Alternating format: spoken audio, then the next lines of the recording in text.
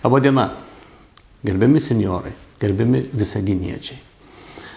Labai malonu, kad mūsų verslininkai, mūsų kavinių valdytojai atsiliepė į kvietimą padaryti kalėdinės šventes šiltesnėmis, jaukesnėmis ir suorganizuojam kavos puodelį dėl kiekvieno senjoro, kuri kavinė ir kada suteiks galimybę išgerti kavos, šiltai pasisėdėti, šiltai pakalbėti.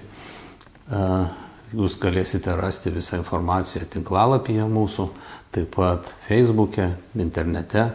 Todėl kviečiu pasinaudoti galimybę, pasidžiaugti mūsų miestu, pasidžiaugti mūsų verslininkais, kurie taip pat nori ir prisideda prie mūsų miesto gerovės.